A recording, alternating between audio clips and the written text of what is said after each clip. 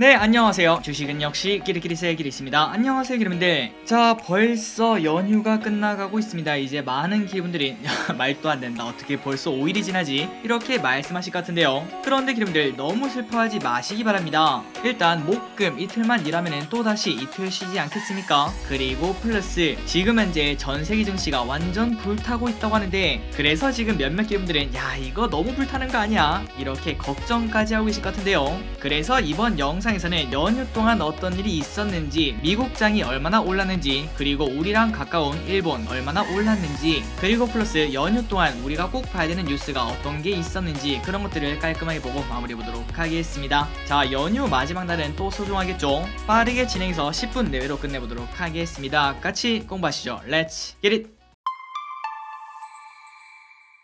자, 바로 내용으로 들어가도록 하겠습니다. 지난번에 우리가 계속 봤던 내용이죠. 코스피는 1월 동안 10.5% 하락, 그 다음에 코스닥은 15% 하락으로 매우 나쁜 한 달을 보냈습니다. 그런데 정말 다행히도 연휴 전 마지막 날이었죠. 금요일날 코스피는 1.8%, 그 다음에 코스닥은 2.7% 상승으로 아직까지는 당연히 많이 부족하겠지만 그래도 나름 상승하고 마무리가 되었는데요. 그런데 그날 저녁에 갑자기 미국장이 불타오르기 시작했습니다. 다우산업 1.6% 상승, 나스닥 3.1% 상승, 그리고 S&P 500 2.4% 상승. 그런데 여기까지는 뭐 그럴 수 있겠죠. 그러나 그 다음 거래일인 이번 주 월요일, 그날 저녁에 미국장이 또다시 불탔습니다. 다우산업 1.1% 상승, 나스닥 종합 3.4% 상승, 그리고 S&P도 1.9%나 상승해서 무려 이틀 동안 다우는 3%, 나스닥은 7%, 그리고 S&P는 4.5%나 올랐습니다. 그래서 우리가 어제 공부했을 때는 아이고 조금 아쉽다, 우리도 이렇게 거래가 되었으면 좋았을걸, 이렇게 말씀드렸는데요. 그런데 어제 저녁에도 미국장이 또 올랐습니다. 그리고 그 결과가 꽤나 극적이었는데요. 차트를 보다시피 장중에는 분명 조정을 받는 모습을 우리가 이렇게 확인할 수 있었습니다. 그런데 장 마지막에는 쭉 올라서 전약 후강의 흐름으로 또 한 번 더 상승하고 마감되는 걸 확인할 수 있죠. 그래서 결국 미국은 3일 연속 전량 후강을 나타냈으며,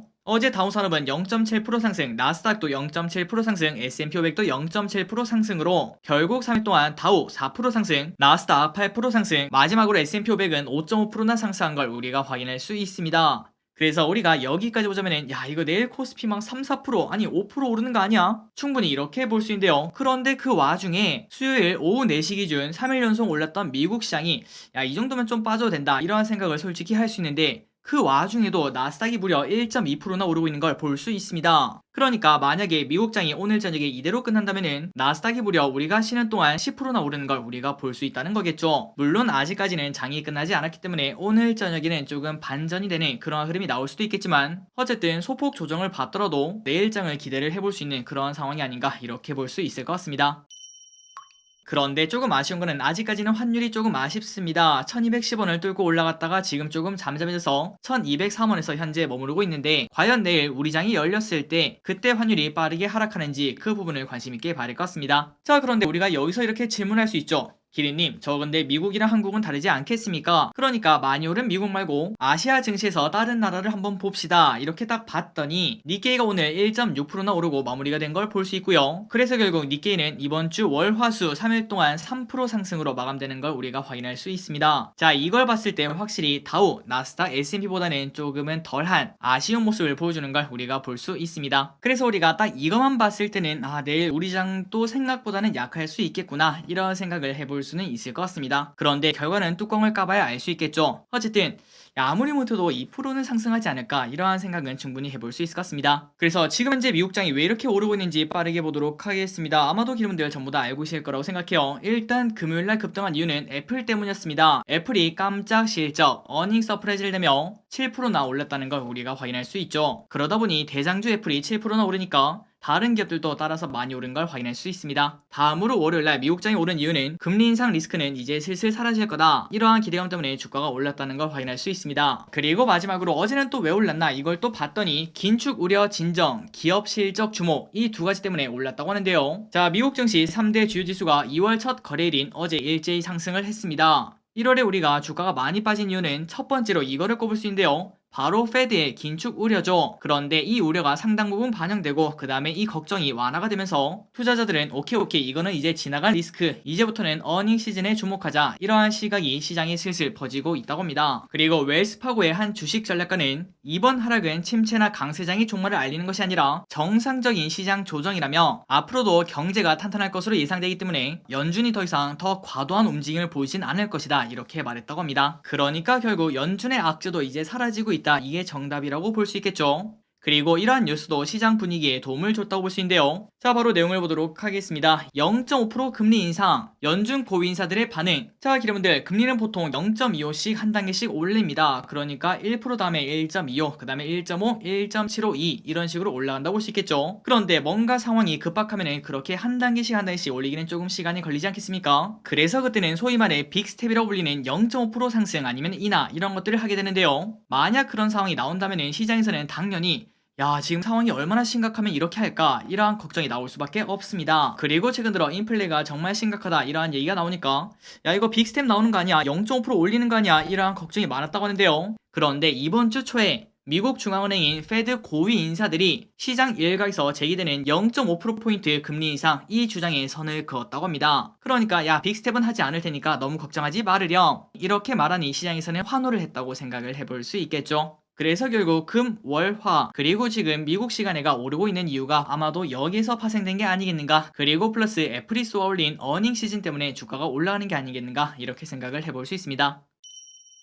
자, 그리고 다음으로 이번 주에 나왔던 조금 중요한 뉴스들을 빠르게 보도록 하겠습니다. 딱 5가지만 타이틀만 보고 빠르게 끝내보도록 하겠습니다. 첫 번째, LG엔솔, 독일 벌칸 에너지와 수산화 리튬 공급 계약 체결. 자, 수산화 리튬을 어디다 쓰는가 봤더니 LG에너지솔루션이 고용량 전기차 핵심 배터리 원료인 수산화 리튬의 안정적인 수급 체계를 구축을 했다고 합니다. 오는 2029년까지 45,000톤을 받을 수 있다고 하는데요. 이는 전기차 약 110만 대분 배터리를 제조할 수 있다고 합니다. 그러니까 이런 것들도 충분히 LG엔솔에게는 호재라고도 생각을 해볼 수 있겠죠. 좋은 결과 있었으면 좋겠습니다. 그리고 다음입니다. 이 뉴스는 여러분들이 관심있게 보시면 좋을 것 같아요. 코스피 바닥 찍었나, KB증권 2월 주식 비중 확대. 지난달 급락한 국내 주시장이 이달 중반부터 바닥을 찍을 거다, 이러한 전망이 나온다고 합니다. 그리고 올해 봄까지 하락 추세에 있던 주가가 더 낮은 저점을 형성하지 못하거나 혹은 거의 비슷한 저점을 형성하는 더블 바텀 과정이 쌍바닥이죠, 쌍바닥. 이것이 예상되는 만큼 이달에는 주식 비중을 확대된다, 이러한 조언이 나왔다고 하네요.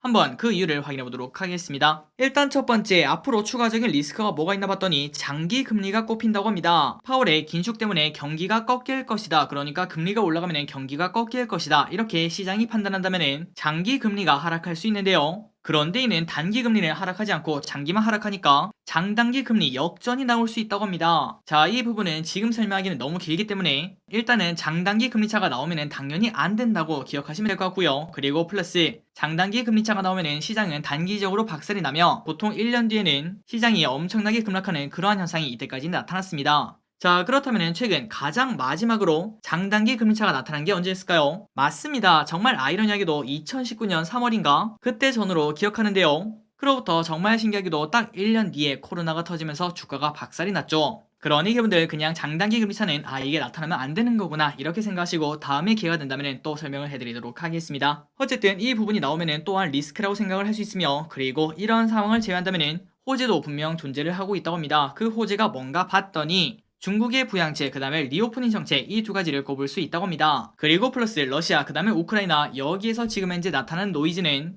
이미 2014년 초에 크림반도 사태 수준에 근접을 했다고 합니다. 불확실성은 계속 나타날 수 있겠지만 금융시장에 반영된 위험은 아마도 이달 초 아니면 중순까지는 정점을 지나갈 것이다, 이러한 전망이 나온다고 합니다. 게다가 이달 중에 미국 오미크론 완화도 기대할 수 있을 것으로 예상이 되며, 또한 지난해 연말까지 낮아지던 올해 한국 실적 전망이 연초들어 올라가기 시작했다고 합니다. 자, 그렇다면 주가는 항상 실적을 선행한다고 말씀드렸죠. 이때까지는 실적이 떨어질 거로 예상해서 주가가 떨어졌지만, 그런데 지금부터는 실적이 다시 올라간다고 예상이 되기 때문에 그렇다면 충분히 주가 상승도 기대를 할 수 있을 것 같습니다. 그래서 결국은 우리가 무엇을 사야 되는가? 실적이 좋은 생산과 인플레이션 관련주, IT, 에너지, 운송 이런 것들이 유리할 수 있겠지만, 그런데 중장기적으로는 인플레 완화와 소비 측면의 리오프닝, 호텔 레저, 미디어, 자동차 필수 소비재 여기에도 관심을 가질 것으로 제시를 했다고 합니다. 다만 한 가지 악재가 아직까지 존재하고 있다고 하는데요. 이번엔 또 뭔가 봤더니 정부가 MSCI 선진지수 편입을 위해서 노력하고 있는 만큼 2월 중에 당장 이번 달이네요. 공매도 전면 재개가 결정될 수 있다는 점, 이 부분은 또 다른 부담이라고 합니다. 자, 개인적으로는 대선이 얼마 남지 않아서 이러한 결정이 빠르게 나올까 이러한 생각은 해보지만 어쨌든 꼭 대선 때문에 이런 것들이 결정되지는 않겠죠. 과연 공매도 전면 재개에 대한 그러한 이야기가 나올지 관심있게 봐야 될 것 같습니다. 그리고 다음 뉴스를 보도록 하겠습니다. 후쿠시마 오염수 내년 봄 바다에 버릴지 불투명.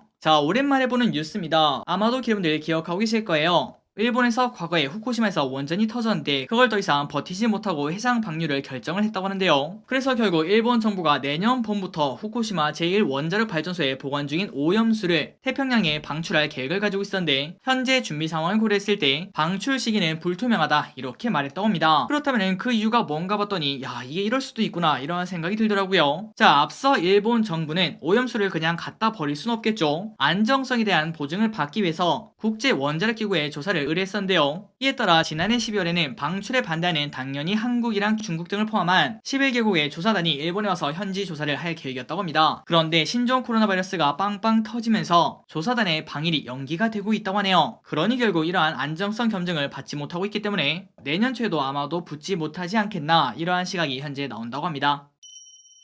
그리고 다음입니다. 금요일날 애플이 엄청나게 급등했다고 말씀드렸죠. 그런데 이번에는 알파벳이라고 하는데요. 알파벳이 시간의 거래에서 무려 7%나 오르고 있다고 합니다. 그 이유를 보도록 하겠습니다. 138달러면은 구글 주주 어닝 시즌 주목. 세계 최대 검색 엔진 구글의 모기업 알파벳이 이날 20대 1의 비율로 주식 분할을 추진한다고 밝혔습니다. 그러니 결국 종가 기준 2,750달러에 거래되던 알파벳 주식을 138달러에 살 수 있다는 소린데요. 물론 그 가치도 20분의 1이 낮기 때문에 어떻게 보면은 야, 뭐 똑같은 거 아니야 이렇게 볼 수 있겠지만 그런데 여러분들이 아시다시피 2,700달러면은 무려 300만원이 넘습니다. 이거를 사기는 너무 좀 부담된다고 볼 수 있겠죠. 그런데 그 반면 이렇게 20분의 1로 나누면은 138달러 한 17만원이면은 충분히 우리도 살 수 있다고 생각을 해볼 수 있겠죠. 그렇다면은 이러한 매수세가 늘어나면서 보통 주식 분할, 액면 분할을 호재로 받아들이는 경향이 있습니다. 그런데 그 와중에 위에 봤더니 주식 분할이라고 하는데 야 근데 길이 우리는 근데 액면 분할 아니야 웬 주식 분할 이렇게 물어볼 수 있을 것 같은데요. 그래서 저기 또 마침 궁금해서 딱 봤더니 미국은 한국과 달리 주권의 액면가가 표시되지 않기 때문에 액면 분할이 아니라 주식 분할 이렇게 용어를 쓴다고 합니다. 그러니까 용어만 다르다는 소리겠죠. 그래서 결국 이러한 결정이 나오니까 현재 알파벳 주가는 시간의 거래에서 7%나 급등해 3,000달러에 근접하고 있다고 합니다. 그리고 아마도 이 뉴스가 시간의 거래에서 미국 증시를 올리고 있는 원동력이 아닐까 이렇게도 볼 수 있겠네요. 자, 여기까지 연휴 동안 나타난 그러한 흐름을 한번 정리를 해봤습니다. 오늘 또 이렇게 같이 공부해주셔서 진심으로 감사드리고 항상 기린분들이랑 같이 달리도록 하겠습니다. 지금까지 기리셨습니다. 빠이요.